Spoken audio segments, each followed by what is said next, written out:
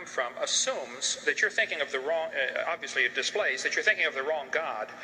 Because the God of the Bible is not affected by time, space, or matter. If he's affected by time, space, or matter, he's not God. Time, space, and matter is what we call a continuum. All of them have to come into existence at the same instant. Because if there were matter but no space, where would you put it? If there were matter and space but no time, when would you put it? You cannot have time, space, or matter independently. They have to come into existence simultaneously. The Bible answers that in 10 words. In the beginning, there's time.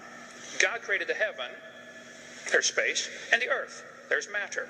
So you have time, space, matter, created a trinity of trinities there. Just, time is past, present, future. Space has length, width, height. Matter has solid, liquid, gas. You have a trinity of trinities created instantaneously. And the God who created them has to be outside of them. If he's limited by time, he's not God.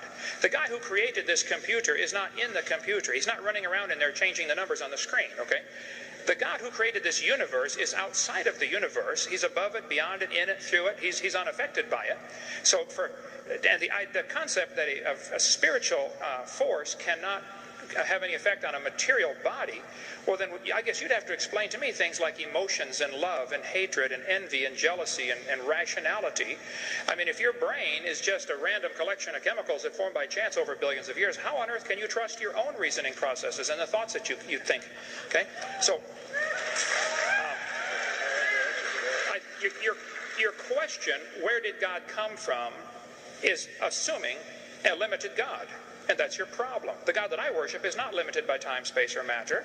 If I could fit the infinite God in my 3-pound brain, he would not be worth worshiping, that's for certain. So that's the God that I worship. Thank you.